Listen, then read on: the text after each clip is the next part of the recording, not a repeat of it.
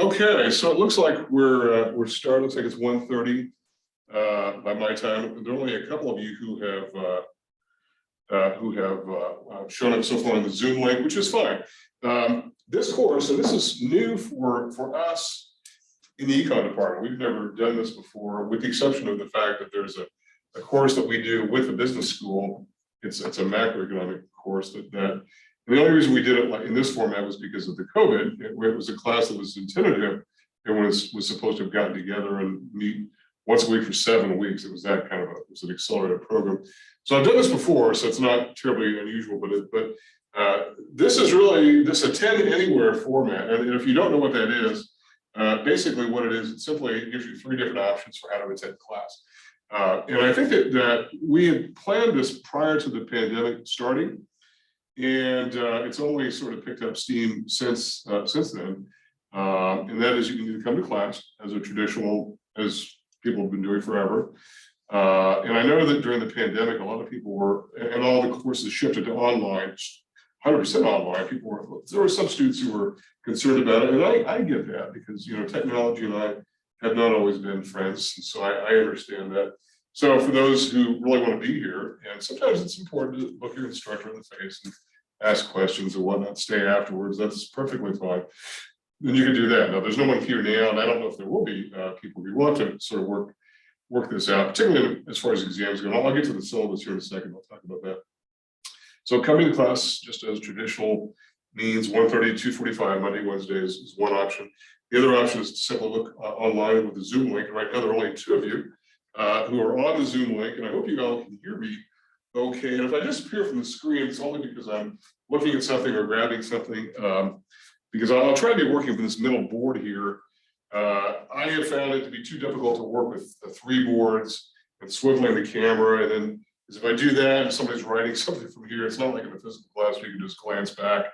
So it's, even though you can look at it later, that's kind of a pain. So I'll try to keep it all on one particular link. So the second option is the Zoom link. And then the third is at your leisure, which I suspect a lot of people are going to take advantage of, is to look at this lecture sometime whenever. And I have talked about the fact in the syllabus that attendance is required. It's just a Department of Education issue where attendance has to be recorded somehow for all students in every course. So I'll talk about that here in just a second. So are there any questions for me before we get started that I can answer and maybe dispel some concerns or whatever? I know I answered a couple for Allison, and so was it Allison, right? Okay. Yeah. Yeah. What room are you in? I'm in Max Salazar 415. 415 Max Salazar. If you haven't been to Max Salazar since they remodeled it, it looks, if you were in it before they remodeled it, and if you're in it afterwards, you wouldn't recognize it. Everything, I mean, the elevators are in the same spot, and that's about it. It is entirely different. It's high tech. It's got tinted windows. I mean, it is something else. And so feel free to come to class if you like, even if there are only a couple of you. It doesn't matter because I'm talking to all of you, and we have 27 students in this. Let me see here.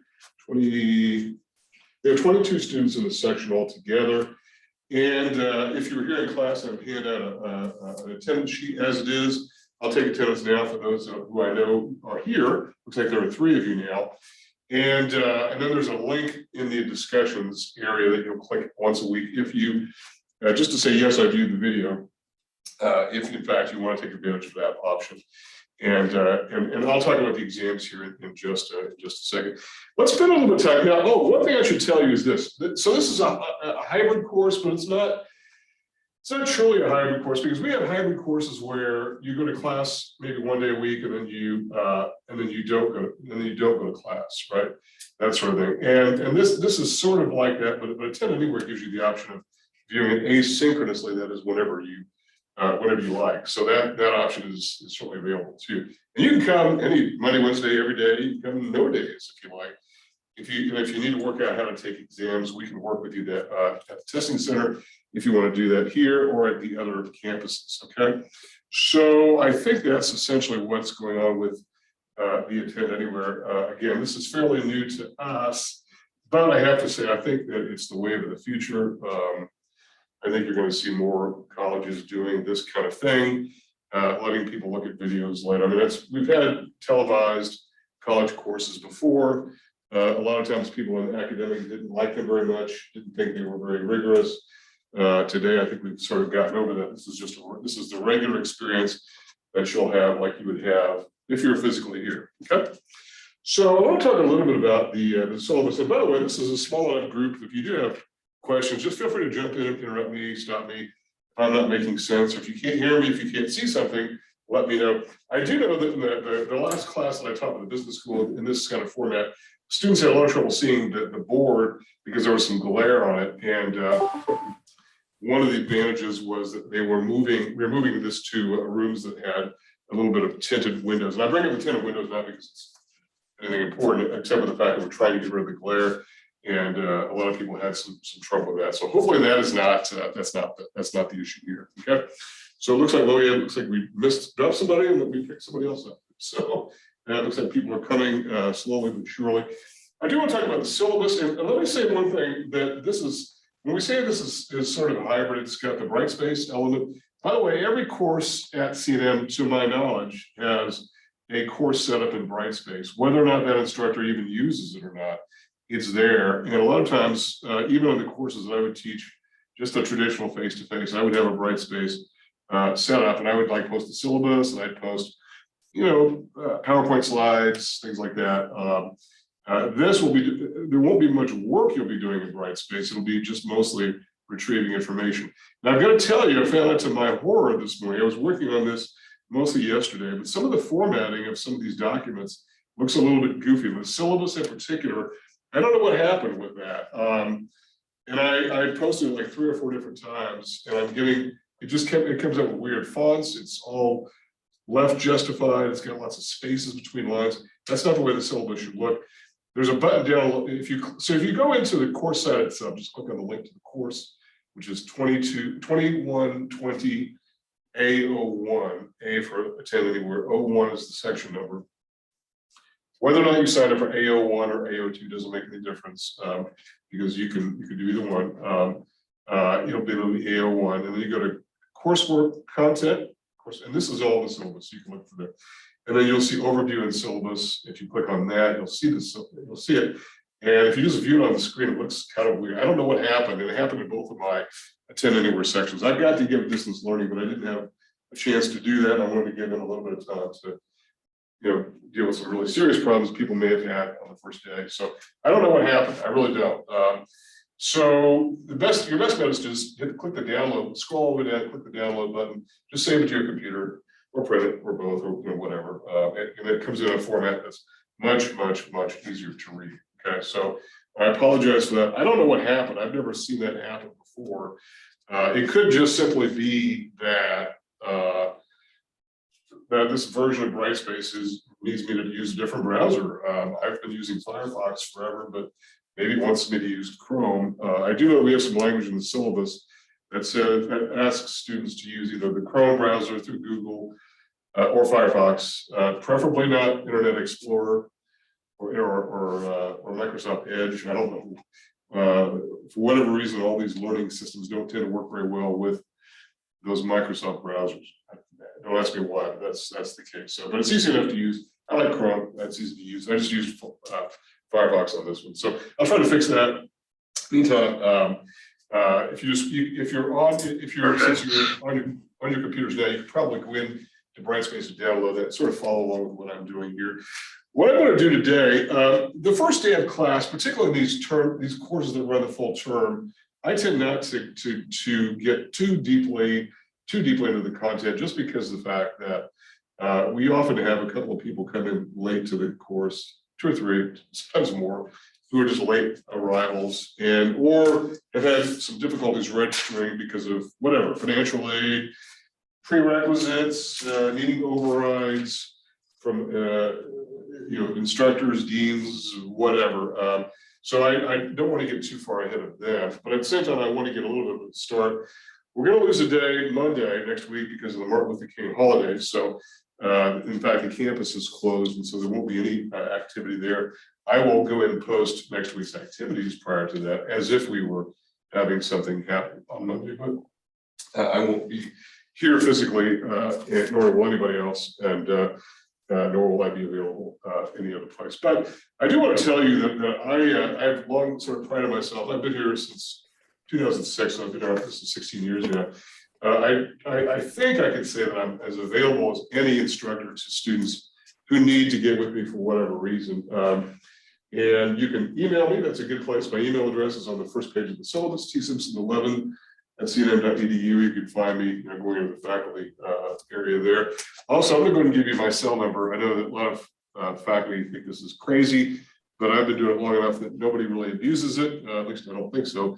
Call me on my cell or text me. That's a number, 977-4632. Now, if this class turns out to be the exception and people are calling me at 4 in the morning, then maybe I will have to revise this, but it hasn't happened yet. Everyone's an adult, and I think we're out of the stage where cell phones are novelties. We're well beyond that, I think. So, but if you want to call me, text me, whatever, if that's better for you, that's good.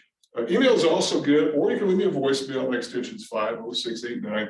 That is, you don't have to write that down. It's on the syllabus.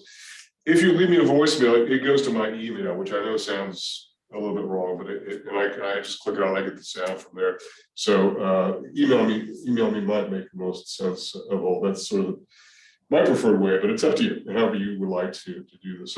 So again, there are two section numbers, A01 and A02. It just depends upon where you registered, and I think it's based upon your preference as to whether you want to be here physically. If you want to come Wednesday, that's perfectly fine. Or whether you don't want to, or if you do want to do this remotely, or view the video after the fact. It's entirely up to you. And really, we have no preference. There is no preference as far as I'm concerned, because I think that it's up to you as to, this is really the attraction in my mind as to what, as to why we're doing these kinds of courses. I think they're going to be the way of the future. My office hours are right before this class, 12 to 1. I'll be right upstairs from where I am now. I'm on the 4th floor of Max Salazar now. If you're not familiar with the main campus, Max Salazar is right off University. We're just a couple buildings north of the Isotopes Park, and I'll be on the 5th floor. I don't have an office assigned yet, just because I wasn't sure when I really wanted my office hours, but I'll be up on the 5th floor. There's a receptionist, and he or she can show you where to go. Okay, so this is an overview of micro. I don't know, has anyone here taken macro before? Probably a lot of you, yes, no. If you haven't, don't worry about it. I know the way we list our courses in order at CNM and now at UNM is the fact that we tend to have macro coming first. 2110 and then 2120 is micro. But it doesn't mean that you have to do macro before micro. In fact, where I went to school as an undergraduate, people took micro before they took macro, usually just because they were numbered that way. And in fact, as I recall, instructors really wanted students to take micro prior to taking macro. There's no disadvantage in my mind whatsoever. In fact, I think I'd rather have people take micro first, but it does not make any difference. There is no evidence at all in my mind or in anyone's mind that one or the other doesn't, is better to take first. But in either case, though, I'm going to present the material as if you've never had any econ before, because this is an introductory course. And so I'm going to be starting from the very beginning. What is economics? And it doesn't get much more basic than that. What is economics?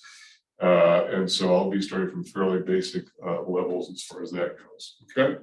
So, and I'll get to the differences between micro and macro here in a second. Let's talk a bit about the text. I think you would probably like this option, I hope at least. This is instead of using the text, we have to go buy the book and pay. I think it was like $180 new for the old text that we used to use. It was absolutely ridiculous. We went with a free version that's available through what's called OpenStax, which is it's just open source textbooks through Rice University in Houston. And feel free to just click on that link or copy that link, bookmark it however you want to get to it. And I think you'll find it very easily accessible.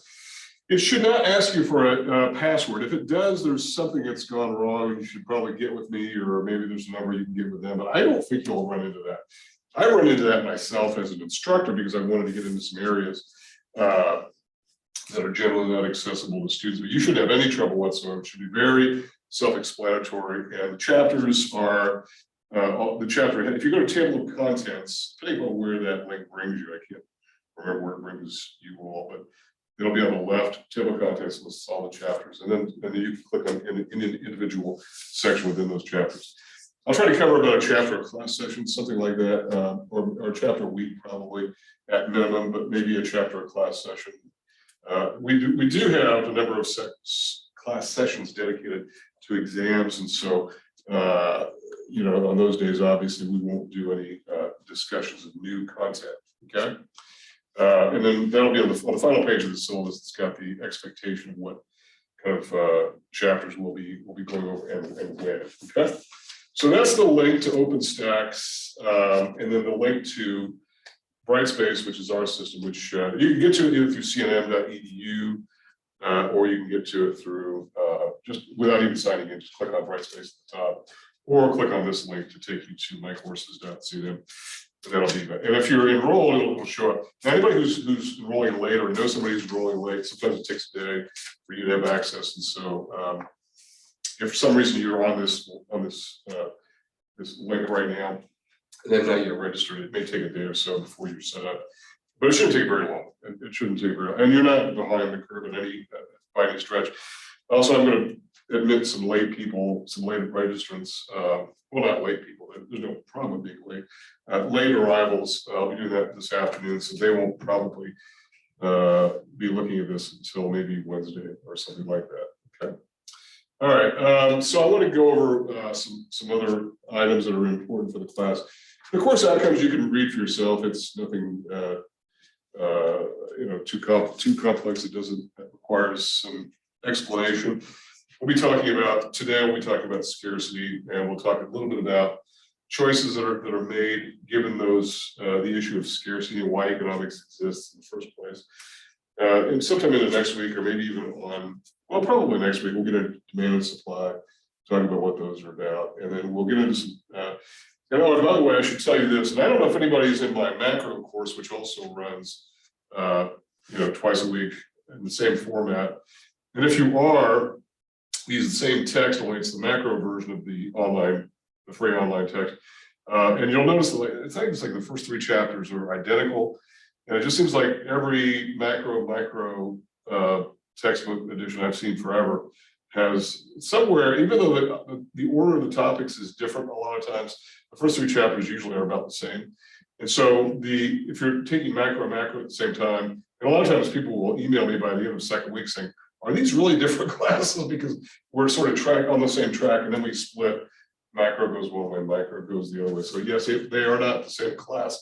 And again, it goes back to this idea that the assumption is, because one is not a prereq for the other, that we want to make sure we go to the basics and cover what is germane to both micro and macro, just fundamental items. And assuming you've never had an econ course before, and I know that a lot of you probably had econ in high school. I know I took an econ course in high school. It really, I don't know what your experiences were. For me, it's been a while since I've been in high school, but it wasn't much of an econ course, I can tell you that. I think we learned how to apply for a job, which has nothing to do with econ. We had a couple of guest speakers who talked to us about how to interview for jobs. Again, that wasn't particularly econ based either. So some of this may not look very much like high school econ. And so you know, that's why we just make the assumption. Let's just start from the very beginning and lay it out, and then we'll sort of build as the course goes on. Econ is one of those courses we probably don't want to get behind. I think it's a bad idea. You know, I just think I think these are designed to be in bite-sized pieces, but if you get 2 or 3 weeks behind, I think it's going to be difficult. And studying for an exam the night before, if that's the very first you see that, it's probably going to create problems. And so I just urge you to keep up, stay on pace.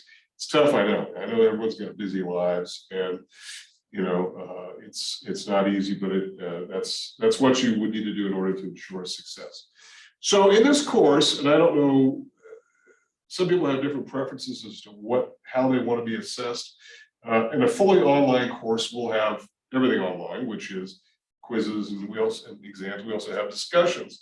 There are no discussions in this class because it's not really an online class, and so it's really meant to be more of a Monday, Wednesday, 1:30 class, like a physical classroom, which is why I'm in a physical classroom. You can come or not come, whichever you prefer. I know that I think when the advisors are telling people to go 1 day a week and watch it from home 1 day a week, or look at either one of them later, it doesn't matter to me. If you want to come every day, come no days. That's to the class sessions. Exams I'll get to in a minute. But in terms of assessment, there are no discussions, no quizzes, no papers, no group presentations. It's just simply exams, which is the way I've taught my in-class classes for many, many years. So there are going to be 3 intermediate exams, which are going to cover roughly 4 chapters, 3 or 4 chapters, which is not particularly a lot. And I think my experience is that students like exams on lesser material than more material. I think that there's no surprise why that would be. But so it's going to be 3 or 4 chapters maximum for any exam. It may be less. And when I talk about the exams and the expected schedule for that, I'll sort of reiterate that there is some leeway and flexibility. If something happens, like we have a snow day or whatever, and I can't get in here, because I can't do this from home. We have to do this in the physical classroom. Okay. Now those 4 intermediate exams, there are 4 of them times 100, which makes 400 points. We'll drop the lowest one. Okay. So I'll just simply go in at the end of the semester, drop the lowest of those.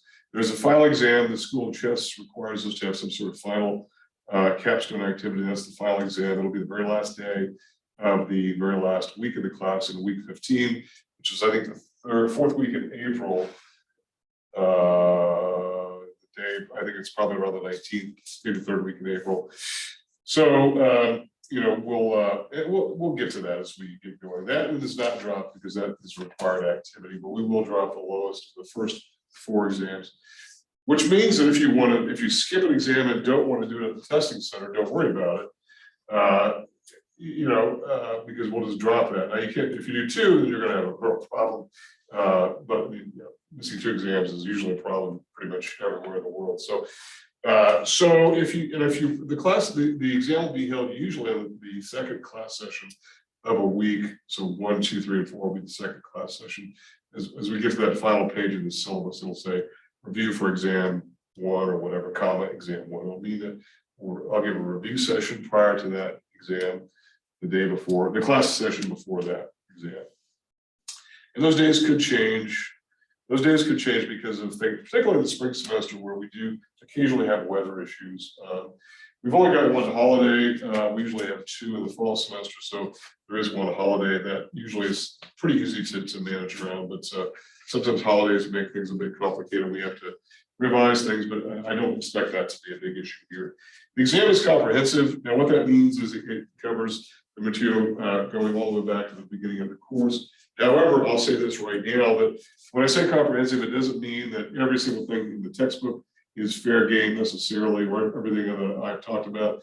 It's going to be derived from the very same topics that we cover on the first 4 exams. Maybe not the exact same questions. Maybe I have an exam 2, I might have a question that says, for exam 1, I might say, in this scenario, the supply curve shifts to the right. Maybe on the final exam, it'll be the supply curve shifts to the left. You'll need to know the concept, but it won't be something obscure from, because they have a lot of these odd, scenarios and whatnot they present in the text. It'll be something we will have talked about in class. That I can assure you. It will not be any unusual concept. And I'll review prior to that so you can be better prepared for that. Okay. So exams will be taken in the classroom itself. If you want to take it at the testing center, that's fine. Testing center on main campus is in the Student Services Center, I believe. Now I say that because the last time I checked, it was. I haven't really been on campus very much in the last 2 years, like the rest of you. And I know it used to be at a different place on campus than they moved to. I think it's there. I will check to be sure. Does anybody know, by the way, because you may know more than I on this, where the testing center is on main campus? Anyway, I'll find out. It's not a big deal. It's nothing to worry about yet. If you don't want to go to main campus, you want to take it at Montoya or West Side or South Valley, let me know. I'll get it over there so you can take it. You'll want to take it within a week of its actually being given. So you've got a little bit of time to deal with that. The final exam, and I made note of this, it's unlikely to be able to do that with the final, just given the fact that I've got just a very short time period to post your final grades. And my bosses are usually pretty relaxed people. The only thing they get upset about is people not posting their grades. absolutely open a can on instructors who don't do that. So unfortunately, you're probably not going to be able to do that. You may have a day, you may have another day to do that, but you're not going to have a week. No, that's out of my hands. I mentioned South Valley. I don't know if South Valley has a testing center. I live in the South Valley, but I've never taught at the campus there. I know it's a fairly small, it's a very nice campus. It's very small though. I don't know if they do or not. If you would rather do it there, let me look into that. I'll find out. I just don't know. I know West Side and Montoya do, although I think they moved it at Montoya, so I need to find out where that is. I'll get all that information. Let's not worry about that right there. Also, I should have your exams graded within a week if you're having taken it. So that's, I think, a best practice everywhere in academia. Okay. Any questions so far that I can answer?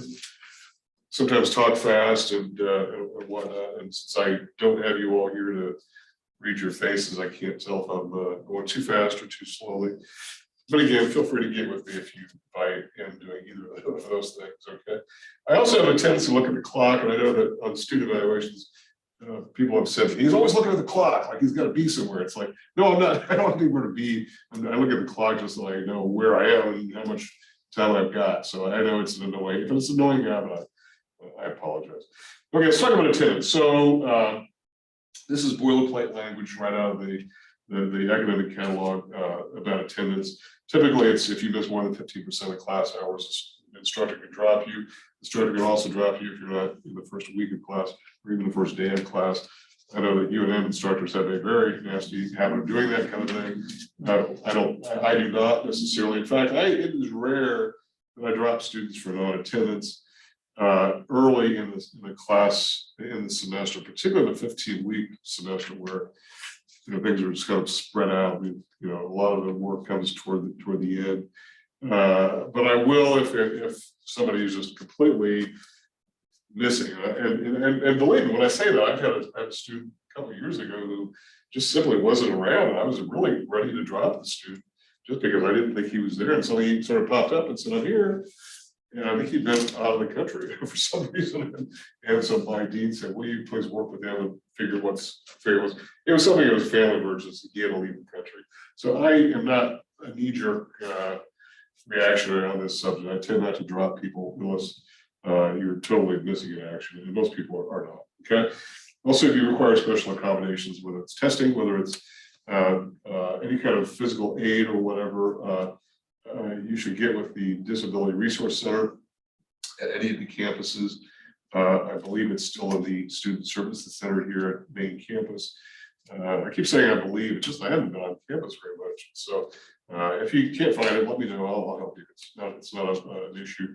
If you feel like you require special accommodations, okay, and then they'll work with me on that. Technology requirements, I'll let you read that on your own. Some of this will apply, some of it won't apply. By the way, the formatting issue that I had with the syllabus seems to be the same deal with the PowerPoint slides. I'll be referring to the PowerPoint slide. I've been using PowerPoint slides for quite some time, and it just sort of organizes things. I don't know how valuable they are to you as study aids for exams, but they're there, and I post them every week in the section within Brightspace. If I can do a screen share, I will. Maybe I'll wait and do that on Wednesday, where I can show you how to access that. If you go into course, content, I think is the main course area that you'll see, and then from there, everything that's you'll probably go to content before you go anywhere else. Coursework, and then you'll see the syllabus. You'll see the weekly module. You'll see all of that stuff. There is a discussions link also under that content area. And the only thing that is there is if you want to post an introduction, say, "Hi, I'm so-and-so, how you doing?" And it's got some questions which somebody somewhere wrote, and they're just icebreakers just to get to know each other. It's a non-graded activity, so if you don't want to post to it, I just ask you to. It's nice, maybe you get to know other people. I think college is always more fun when you know more people as opposed to less. A lot of you will see each other in other classes, and so it's just a chance to connect in that direction there. If you view this on Zoom, you won't see anybody else. In fact, if you are looking at this on Zoom or looking at the recording later, you will not see any of the students in the course. You won't recognize anybody. That's by design for privacy issues. Obviously, if you come to class, you'll see each other. But you won't be able to see people from that particular angle unless they walk into the camera range for whatever. Okay. Also, you have technical help. Our service desk is pretty good. They really are. If you have an issue with distance learning in general, there's a distance learning department accessible dl@cnn.edu. There's a phone number too. I don't know if I included that in the syllabus, but if you go into just see the main campus website, cnn.edu, there's a search box in the upper right. You can just type in distance learning or DL, and it'll give you the phone number. It won't be hard. And they're very good. I've had to use them on a number of occasions in order to deal with some issues we had last semester with networking and whatnot. So the grading scale is there. This is the community college grading scale. That is 90 to 100 a day, etc. We don't have pluses and minuses like they do at universities. So that is the grading scale, again, based upon 400 points. There'll be 500 points possible to earn. 100 will be dropped. And that's the one of the four that you will drop the lowest of those. Okay. That's just some language about, encouraging you to graduate and all of that. And feedback, your expectations of me, etc. I try to be, again, as responsive as I'm able to be to you. Final page of the syllabus, then I'll move on to some real economics course content. It deals with the expected schedule. It's pretty slimmed down. I had the week number, and I thought about putting the dates on there, and maybe I probably should have. The course week runs Monday through Sunday. That's pretty standard throughout most academic settings. Monday is day 1, Sunday day 7. So this course starts January 10th. In fact, if you look on a course that starts Tuesday, Thursday, it'll still say January 10th, which is, even though it starts January 11th technically. But anyway, I'll let you kind of figure that out. I don't know. It's not that difficult. What I often do at the beginning of a class is I'll come in just to sort of write somewhere on the board where we are, what we're doing. Today, since it's day 1, we're just obviously we're going to start from the beginning. But we don't always do that. Sometimes we get a bit off schedule. This is just the way it works. I've been teaching 28 years altogether, and I know that I've been here 16, but I taught somewhere else before I came here. We try to stay on track with what we think the schedule, what the time allotted is going to take. But things come up, where people have questions, or maybe it deserves time to talk about one thing or the other. So it could be that we run, a little bit behind the pace. If we do, I'm confident we'll make it up. I've only had one class in which we had some real difficulties getting through the content. That was one in which we had what was it? I think it was, I can't remember the year, 2010, I think, where we lost natural gas in the city. So everything was shut down. That was a little bit of a challenge, but I don't expect that to happen. So again, if you see review for exam 1, we'll have a review session, and I'll basically talk about what to expect for the exam, and the exams will just be done on paper, and we will go from there. I will try to get some Scantrons for you. For whatever reason, they're increasingly hard to get, and the school is I think they're trying to discourage us from using them. I don't know why, but they certainly make my life easier. They probably make yours too. But it helps me get those turned around to you much quicker, because not everything is going to be Scantronable, but it'll help certainly to be able to give those back to you in a timely manner. But I will do a review session prior to all the exams, just to kind of let you know what to expect on the exams. And you can see what the expectation is in terms of 3 or 4 chapters for every exam. So it looks like my expectation sometime around week 4, which is sometime in February, our first exam, covering what I think is going to be the first 4 chapters, plus an appendix, which is sort of a math piece. It's Appendix A, and if you're in the OpenStax text, which is just called Microeconomics Second Edition, that's all it is. Scroll all the way to the bottom on that left, that's where you'll find it. It's in an appendix, and it'll say something like algebraics, I forget exact, mathematical something. It's a math piece. It goes into quite a lot of detail, more than what I'm going to do ever in this class. But what I will do today, if I get to it, I'm not sure that we will have the time to get to it, but I will try to go over a bit of what I expect the math to look like in the class. Well, I do know that one of the things that is a challenge to some is the idea of working with math. And sometimes if there's any math at all, it immediately discourages people when they get anxiety, math anxiety. And I understand that there are all kinds of things that cause anxiety. My objective early on in the course is to try to get rid of some of that anxiety by talking about how we'll be using math to illustrate relationships, changes in markets, that sort of thing. And if for nothing else, it will show you the outer limit of what we expect to be using in terms of math in the course. Because I know some students said, is there calculus involved? There is no calculus. There's barely algebra, to tell you the truth. But we do present a lot of things in economics with mathematical relationships, and in particular, in an introductory class, a lot of graphic examples using, the Cartesian planes you've seen before. But I'll get to that here in just a bit. We'll talk about what that looks like. So I really wanted to sort of take that anxiety down, because I have had students who really think that they're going to see a lot more math than what they do.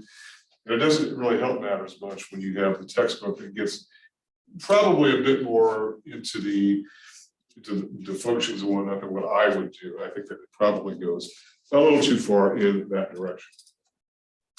Okay, so are there questions for me about anything so far? Okay, well, let's sort of begin here, and I'm going to. I think I started to talk about this, and I sort of forgot it. And that was the PowerPoint slides. If you go to the week 1 module, all that's there right now is simply course objectives for what we plan to do this week, or the weekly objectives, week 1, what we plan to cover, etc. If there are any activities like an exam, it would be listed there, but it's not. Exam's not presented there, but it's listed as an item. Then I've got the PowerPoint slides. The PowerPoint slides came out goofy. I don't know what is going on. And I'm wondering if it's just my computer. I hope it's not my computer, because I hope I'm not doing something, or I'm not picking up some malware or whatnot. But it's not. It doesn't look right. It's double everything. And I try to post and repost both the syllabus and PowerPoint slides multiple times. So I don't know what's happening, but at least you can see it's visible. It's annoying as can be. If there's a way that you can download that and save it, that might be better than simply trying to view it. So I don't know what is happening.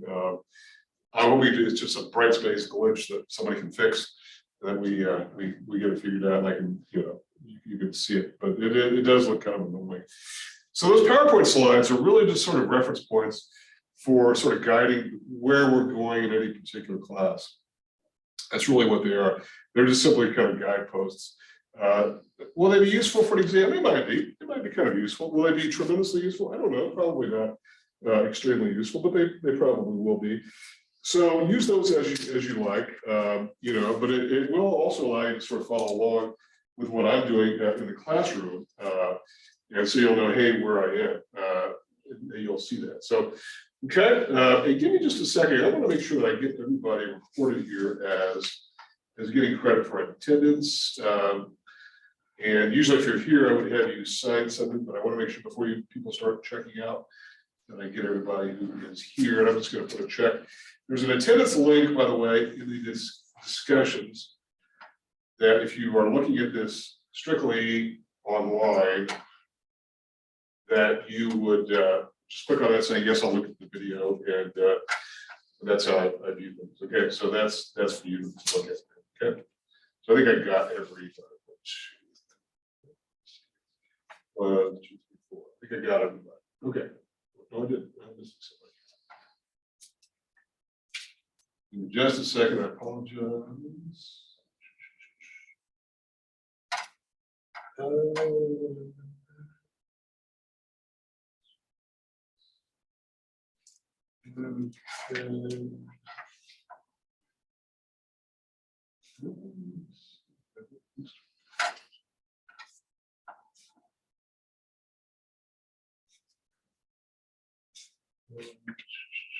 Well, at least one of you are here. It doesn't look like you're on my list, so I will make a note of that. And I don't know why that's the case. This usually doesn't take very long, but I don't see you there. So okay, so it could be that you are late attender and have the link and you're just simply not there yet. So anyway, if it's a big deal, we'll get it worked out. It's no big deal just yet. So so these links also, the link to this should be available in Brightspace.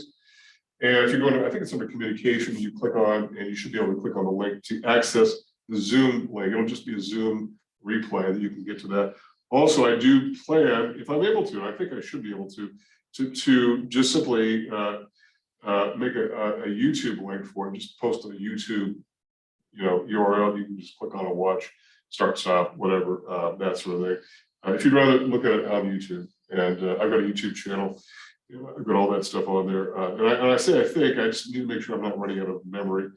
I've saved it to this computer rather than the cloud because I know instructors have run out of cloud space. I'm giving you too much information. I know that, but I just want to let you know that it will be available. It'll probably be sometimes at night, however. So if you want to see all this stuff again, it'll probably be sometime this evening. It does take a bit of time for this to compress, etc. So it'll take just a bit of time, not a huge amount of time, but a little bit. Okay. All right. Questions for me before we get going? This board's kind of dirty. Gosh, I don't know who's here, but they went crazy. They didn't clean the board very well. So I'm going to go ahead and get started with the course content here. And oh, that helps a little bit, I think.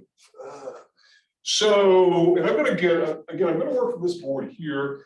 There may be times in which I'll share my screen where I'll show you some other kinds of cool things. But in terms of working on the board, I'm going to try to work from here.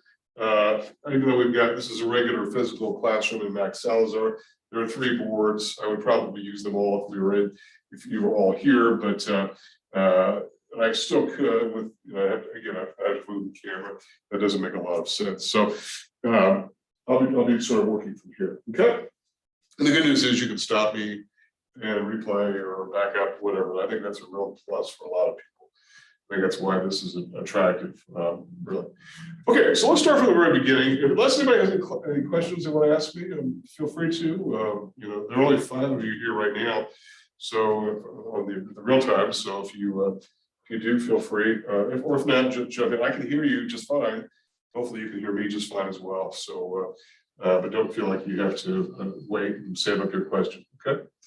All right, so I'm going to talk about some of the content. If you go to if you're online, you can click on the PowerPoint from the week 1 module under coursework, content, etc. And on those PowerPoint slides, it'll say it twice just because it's looking weird. It says, "What is economics?" So that's the question. What is economics? And so, as an answer, we'll say that it's simply defined as a social science which addresses which examines and addresses scarcity. Human needs under conditions of scarcity, right? Choices made under conditions of scarcity and uncertainty. I guess I made a mistake. I'm wandering too far away. So it's choices made under conditions of scarcity, and I'm going to talk a bit about scarcity here in a second, but also uncertainty. Now, the textbook definition of economics will usually have something like that, but it may not have the uncertainty piece of this. And increasingly in economics, particularly micro, we're focusing a lot on the issue of uncertainty. And in fact, and there's an entire sort of subfield of micro dealing with information economics, and that is the idea that people don't have perfect information a lot of times. As the world becomes increasingly more complex, it becomes more difficult to really understand what the heck's going on. It really is. And it just and I'm not even talking about things like the public health realm and whatnot, where we're dealing with COVID and vaccines, and a lot of people have concerns as to whether the vaccines work, whether they're dangerous in their own right. And I don't even mean to characterize any people. I know that some will criticize those who have either a very adamant view about vaccines and some who don't, who have a very anti-vaccination position. Personally, I've been vaccinated, and by the way, there's a syllabus addendum within that section under coursework that talks about the fact if you do come to campus, you're required to be vaccinated unless you've got a health or religious exemption for that. So, and then we tend to wear masks. The only reason I'm not wearing a mask is because there's nobody here. So, and which is sort of good too, because it's a little difficult to hear with the masks. But when I come back to this idea of uncertainty, from an economic standpoint, just think about this and why uncertainty and information differences are so important, and that is, let's just scroll backwards 200 or 300 years when all the products for sale and all the products being made, so in other words, produced and consumed, were fairly easy to understand. Somebody has made me a clay pot. I can look at it, I can touch it, I can feel it. It looks good. This is what I'll pay you for it. Take it or leave it, that sort of thing. Or even something like a horse. I can examine the horse myself and see what it's made of, or a piece of clothing, or an agricultural output. Well, those are all fairly simple goods, but at one time those were what dominated economics for many, many centuries. And so the lack of information was not so much about the product itself, or even about the value of the product. It was because things are valuable to us, sometimes more than they're valuable to others. And we'll get into that a bit later in the course. But those are fairly simple transactions to understand. Today, look at the transactions that we've got to engage in. So I've been at CNN for many years. I've got a pension, and I get a statement, periodically, and I try to read it. And I consider myself a fairly sophisticated person financially. It's hard to figure it. It really is hard to understand. It really is. And I'm thinking, what about somebody who doesn't have any exposure at all? I was in banking for many, many years. I was a vice president and ended up in a division. And I kind of feel like I'm in as good a place as any non-expert to figure that out, but it's hard. Or think about something like I go to my dentist and she says, you need a root canal. What am I going to do? Engage in an argument with my dentist? I think you're wrong. I guess I can give a second opinion, but I think the odds are excellent that the second dentist is going to say the same thing. I don't really even know what a root canal is. I just don't have one not too long ago. I really don't know. I don't know what they do. In fact, I think my dentist says that I didn't want to know, so she gave me very little information, which I don't know if it's good or bad, but but it's just the way it is. So, but again, that was my choice not to have information. But we have lots and lots of complicated products, and even like my wife just bought a new truck, and we had to go in and sign all these papers and whatnot. And I mean, some of these were familiar to me because I'm an ex-banker, but some of them I'm not, and I'm not sitting there looking at it and studying them. And as we get toward the very end of the course content, there's a chapter, I believe it's chapter 16, that talks about risk, asymmetric information, that is unequal information, and insurance, which is, they all kind of lump together in one chapter, but they all go together because there are ways to sort of understand that there's a problem with information, which creates uncertainty, back to the prime question of economics, one of them. But also what to do about it and how we sort of mitigate those. A lot of them are mitigated through laws and regulations and disclosures. And they have some effect, but maybe not a perfect effect. So uncertainty is a difficult thing to deal with.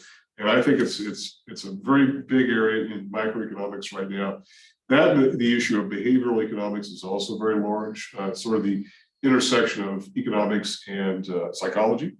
And I do not have any credentials in behavioral sciences at all, other than just having taken a couple of psychology courses, which I love. I liked it a lot.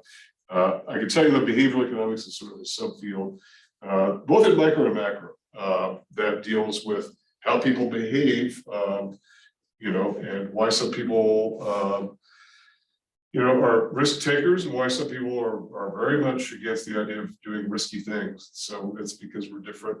It makes our choices different. So choices made under conditions of uncertainty. But then let's talk about scarcity and what scarcity is. If there were no scarcity, I don't think we would have economics as a separate academic discipline. I really don't. I don't see how we would. I don't see how it would exist, because if everything was easy to acquire, and you really didn't need producers, you could just consume at will because it was all available to you, and for very little or no cost at all, then I don't think we would have many economic problems. And I think back to the Star Trek episodes where the person walks into their cabin and they just say iced tea, boom, and some machine creates iced tea, boom, right away, or lobster or whatever. It's just they create it out of thin air. Well, if it's no more difficult to get lobster or iced tea or a sweater or whatever than just telling some machine to make it, then I don't know that we have the problems of production and distribution and taxation of goods and consumption and all that. I don't think they would exist. We're not there yet. Now, will we be there at some point? I don't know. I think there's a lot of thinking in this subject that suggests that maybe one of the issues of scarcity may go away as we are able to create goods faster and better and of higher quality. It'll be interesting to see. But right now, let's talk about what scarcity is. There's a slide in your slide package that has a definition from the dictionary. It says it's the quality or state of being scarce. Well, that maybe is not particularly useful. Scarcity is something that's scarce. Okay, well, let's kind of go down. Well, the one I like is the secondary definition: deficient in quantity or number compared with the demand. I like that because it sort of brings in the economic concept. That is, there's demand for something, which we'll give a much more formal definition of what demand is probably next week. So there's demand for something, but the supply is insufficient. And so as a result, there is scarcity of that. And we'll give a more concrete definition of both demand and supply as to what they are. They're maybe a little bit more than what you might think that they are. Demand is not just something I want something. It's also, do I have the means to acquire it? And supply is not just what I have available. In fact, supply is maybe a little bit more complicated than demand, because a lot of times people think it's goods already available and lying around for sale, like inventory. And that's not what it is. It's simply the ability and willingness to provide it. But when there's a deficiency there, then we say that something is scarce. In fact, scarcity is really at the heart of all of this. And if you go back to, if you've taken a history course before and have studied the work of Malthus and Bentham and John Stuart Mill and Hobbes, a lot of these writers from the 17th, 18th centuries were very concerned about this issue of scarcity and about how human populations would outstrip the growth in available goods. Particularly Malthus talked a lot about this, and as a result, mass starvation would be the result. Now, it didn't happen in the part of the world that he was mostly studying. It has happened in parts of the world for sure, absolutely for sure. In fact, if one of the things that is not talked enough about, I am sure, is global poverty, which doesn't look like anything like poverty in our society at all. But we're talking about poverty where if you are bitten by a bug, you could die. If you're scratched by something, you could die, because there's absolutely no health care, lots of disease that's rampant, and malnutrition on a scale unheard of. And so, yes, there are areas where that is still, unfortunately, happening. A lot of times it really has to do with the unavailability of goods which are available in abundance elsewhere. That's really the issue. So it's not just the fact that there are too many people, it's too many people maybe in relation to what is available there. By the way, I saw a study that kind of blew me away, and that was the idea that well, humans have run out of land, and it doesn't look like that's really the case. You could put every person on Earth in Texas and give them an acre, and there'd be land left over. So I think that's kind of amazing. That the entire world, you can just dump into one state. It's a big state, I grant you that.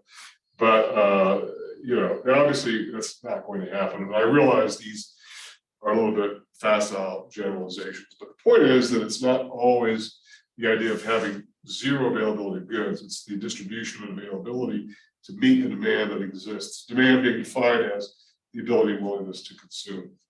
So scarcity exists. So it's not plentiful or abundant. Without scarcity, I doubt we would have economics as a discipline. So this leads us then to something called the economizing problem. And I don't believe your text talks about this specifically, but I like this concept. And it's an idea that there's a central conflict in economics. Now, by the way, I'll say this at the outset because I think it's important to know that a lot of things that are discussed in economics courses and in econ texts and whatnot do involve things which involve areas of controversy. It's definitely the case in macro, and there's a lot to talk about macro right now with all that's going on. But it's also the case within micro, where we talk about things like regulation, industrial regulation, wages, minimum wages. Minimum wages are going up, aren't they? I think it was 11 to 50 in Albuquerque now. That's a much higher wage than what it was even a few years ago. Minimum wage, that is. I think maybe a trade wage. I don't know exactly, but it's controversial because why is it controversial? There are many people who have been arguing and agitating for a long time about a $15 minimum wage. Even some very prominent politicians in Washington say 15 ought to be the minimum wage. Where you have others saying, absolutely not. I will not stay in business if I have to pay $15 to what are very unskilled workers. So there's going to be a labor piece coming up very soon to talk about that. And we talk about unskilled workers, I think that probably includes all of us at some point in our lives. I can tell you that when I started my very first job, minimum wage was $3.35. Tells you how old I am, right? But and the owner of the grocery store where I worked said, personally, I think $3.35 is too much for you. So he was very clear that he thought it was too high, not too low a wage, too high of a wage. There is controversy of what the right wage ought to be. And I think it's a fun thing to talk about, really.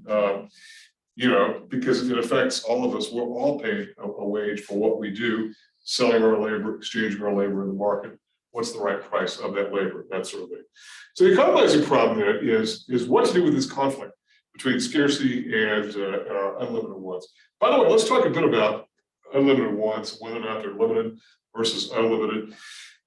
I talked a bit ago about this idea that what if all goods were available one day where you could walk up to a machine and say, I want, a pair of shoes, Nikes, whatever, and they're available, boom, like that, right? Well, that obviously has dealt with the scarcity issue. We're not there yet, obviously. If we were there, we'd be living in a different sort of environment. But the question is that is something that we want, but it's obviously scarce.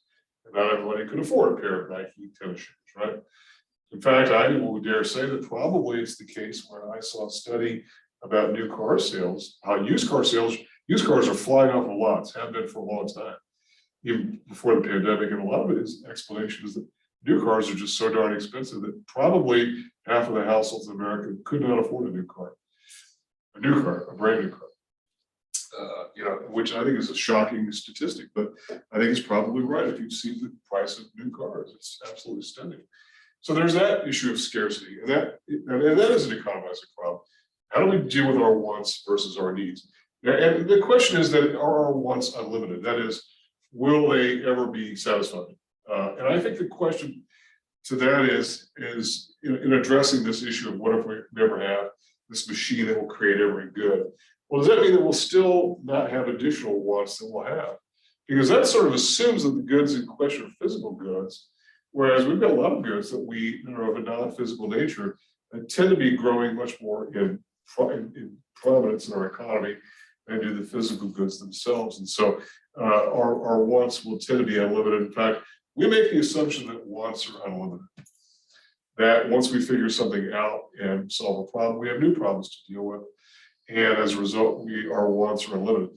So think about this. There were diseases that were once, just rampant in our society that have largely been taken care of. But that doesn't mean we've now dealt with all diseases and we've gone, we're dealing with new diseases or diseases that there were no treatments for.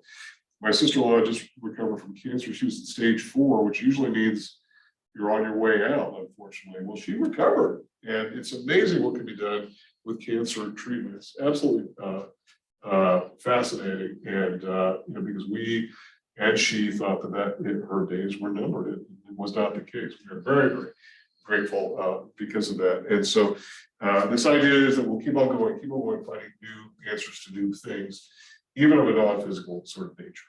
Okay, so our wants are assumed to be unlimited. Then the question is of wants versus needs. And this is a really interesting question as well, because unless you're talking about a society which is extremely poor, where the basic needs aren't being met, that is food, clothing, shelter, those kinds of things, and increasingly we're including medical care in that list of 3, food, clothing, shelter, and medical care. Unless you're in one of those societies where there's great deficiency in all of those, the vast majority of the output that is goods produced and consumed are things that deal with our wants, overwhelmingly our wants and not our needs. Yes, I know healthcare is a gigantic part of our economy. It's about 1/6 of every dollar spent somewhere goes to healthcare.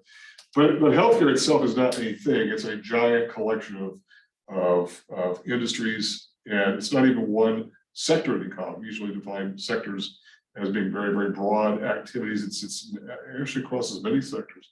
It touches on the financial sector with insurance and everybody who deals with health insurance and HMOs and PPOs and the entire managed care complex, in addition to providers, doctors, nurses, etc., medical providers and like clinics, and hospitals, medical product providers, pharmaceuticals. It goes on and on and on.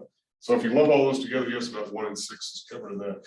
But a lot of it are not necessarily things that we always have to have. Okay.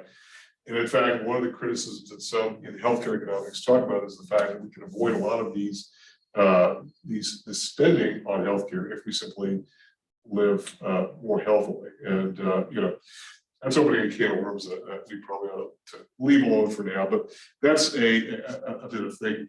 So in other words, then, for the most part, we're spending mostly on wants and not needs. And that's just simply the evidence is there, and it's overwhelming to point to that. The idea that we're spending most of the spending we're doing is on things that are wants and not needs. And so what is the solution?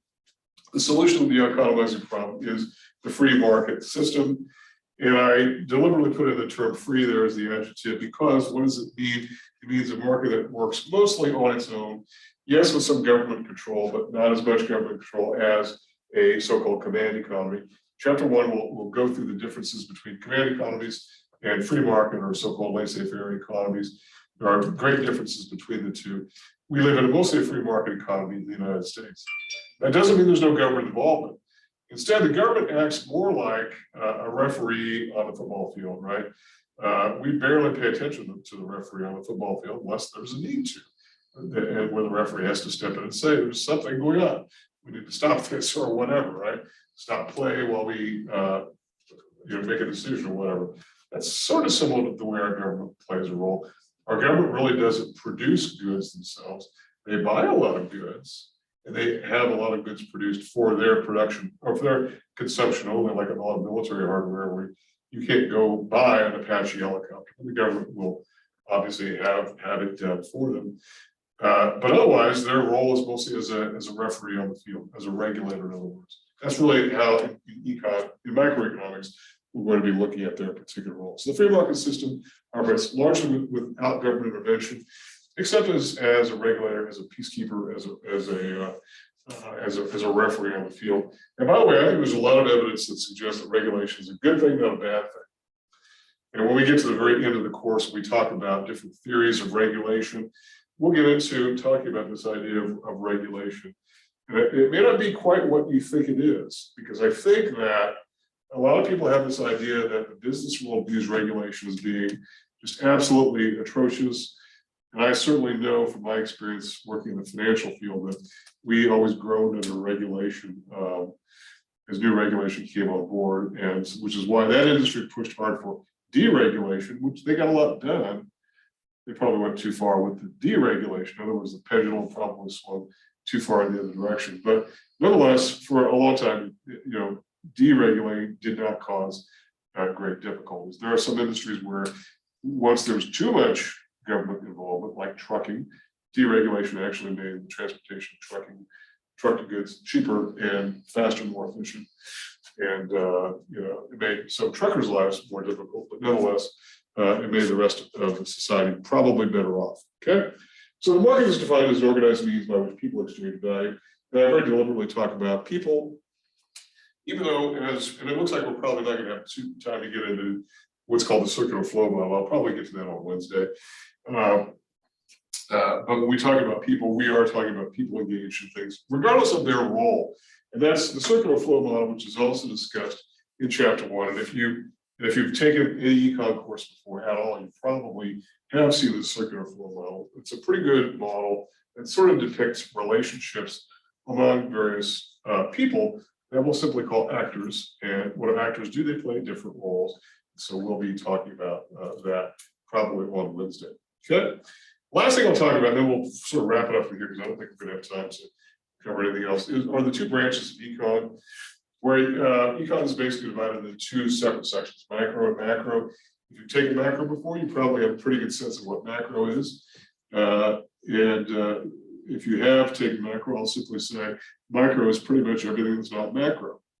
It's not exactly a tremendously brilliant statement, I realize, but what I'm saying is that the original econ was micro. Macro sort of grew out of the necessity of trying to understand the broader big picture that occurred during the Great Depression when solutions had to be more creative, we had to look at the big top view of the economy, and macro had to be created in order to fix some of the problems, which were indeed macro in nature, not micro in nature. So one of the best definitions that I heard was from a textbook that we used to use for a course that we no longer teach here, that talked about micro and macros. One way to view them is micro is street level economics, where we see, if we're walking along the street, we see individual business firms, we see individual workers selling individual goods for individual prices, individual consumers buying goods, and then going home to live in their individual homes and whatnot, going to their individual jobs. In other words, the word individual keeps coming up. So it's a slice of the economy. It's really the study of markets, individual markets. So the word individual, it really makes a lot of sense there. It's simply focusing on one part of the economy. And in doing so, you can either drill down as deeply and as tightly focused as you would like, or you can broaden it to the point where you're now entering the macro realm. So it's street level economics. Whereas macro is more the view from outer space, where you're looking at the entire economy as one thing, made up of a lot of different parts, which are gigantic in nature in their own right. All of government spending, all of household spending, all production of all goods. Those are big, big numbers and big, big concepts. But that's the difference there. One is the view from outer space, the other is the view from the street. And so we'll be looking at the street level view in micro. It's the study of individual markets. And within markets themselves, I've long thought it useful to think about markets as being, I talked about this idea of focusing versus zooming out. You can look at it as like a Russian doll that, you can talk about some big, big market. And maybe you talk about the demand for shoes in New Mexico. It's a pretty big market. And then focusing on that, it's like a Russian doll. You open up and there's another doll inside. So what about the demand for shoes in Albuquerque? Okay. Then open that one up, and then you can focus and talk about the demand for shoes on the southwest side of Albuquerque. And then go zooming even tighter on that and talk about the demand for shoes from between this street, this street, this street, and that street. And then that would give you a market that might be useful to an individual firm, right, that wants to sell shoes. What does the characteristic of buyers look like there? What kind of shoes might they want to buy? A lot of athletic shoes. Are they younger consumers? Are they very style conscious consumers? Are they elderly? Maybe not so much of a style. Maybe are they people in their working careers? Maybe want shoes that are appropriate to work. You get the idea that this zooming and focusing in can allow sellers to really understand who their buyers are. So when we talk about the differences between micro and macro, micro really does talk about the small picture view, slices of the economy, in other words. Okay, and then some individual subfields are labor economics. Some of these we're going to touch on in this course, some we're not. Labor we are going to get into very shortly. Also things like industrial organization, which we will get to as well. That talks about the way industries are arranged, that is by competitor and how competitive individual markets are, because they're not all extremely competitive. Some are not very competitive at all. P&M, for instance, really has no competition for electricity in this market, which is not to say that you can't get a generator, create your own power that way. It might not be as cost effective as simply letting P&M or monopoly do that for you. So industrial organization talks about how industries are organized. I talked about information economics. We'll get to that a bit later. I talked a bit about regulation. We'll get to that a bit later as well. So those are some areas that are focused in micro. In macro, we're talking about the big picture view, the view from outer space. Some of the subfields there, monetary economics. If you've had macro before, you will see that. Trade studies, that is trade across international boundaries, business cycles, those big picture concepts there. Okay. So when we come back on Wednesday, I'll pick it up from there, and I'll talk about this idea of, just very briefly, because I don't want to spend a lot of time on it, talking about what economists do, just to kind of give you an idea of what econ looks like in terms of where economists are coming from. I think it's particularly important because a lot of times economists are misunderstood in terms of what they're trying to say. So when an economist says minimum wage is too high, it's not that they feel like, an entry-level class of workers deserves to be paid less, or that they should be somehow marginalized. There's simply, oftentimes an economist will say that because there's some feeling that a higher minimum wage creates unemployment, because firms will simply demand more of higher wage workers and hire fewer workers as a result of having to pay the higher wage. There's a lot of evidence to support that view that minimum wage laws actually create unemployment. It's a very controversial view. A lot of people don't buy it. In fact, there are some economists who don't buy that idea, but most economists would believe that minimum wage laws, the higher minimum wage does create unemployment because firms simply choose to hire fewer workers. And isn't that what unemployment is? Fewer people being able to get jobs. So I'll talk a bit about what economists do. Then I'll get into talking about economic actors. And then I'll sort of begin building bits and pieces of the circular flow model. And then I think probably toward the end of that, I'll start to cover some of the material from Appendix A, which is that math piece. So we're really right on track with where I think we ought to be here at this stage of the game. And I'm not going to be like following the textbook. Why am I here if all you're going to do is, if all we're going to do is regurgitate the text? But I am going to sort of present the math piece in a way that I think is intended to address any concerns or or anxiety, whatever, about where the math lies in this course. Okay. So if you're on campus, feel free to see me. My office hours are going to be intended to be on Mondays right before class on the 5th floor. If you want to get a physical copy of the syllabus from me there, feel free to stop by, or just feel free to stop by anyway. You're more than welcome to do so. And I should also mention as well, I gave you my cell phone, which I just erased. But just if you can't make my office hours for whatever reason, and you want to physically see me or whatever, find another time, or I prefer to be on the main campus because this is really where I am during the day. I do live in the South Valley. If you are down there, that would be convenient as well, probably. But it's probably better. Or a lot of times these communications are email or telephone. So it's not difficult, and I will arrange to get with you whenever you like. If you want me to call you back, just give me a number, I'll call you, and I can help you with whatever is going on.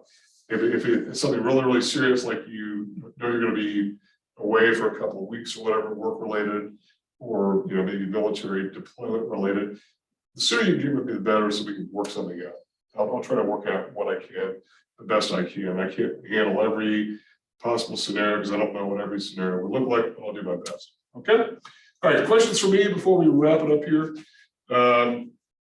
All right. Again, I will post the link to this, and this will be available to see yet again. In the meantime, before we meet on Wednesday, if you have questions, feel free to get with me. Otherwise, I will see you all on Wednesday. Guys, have a great day.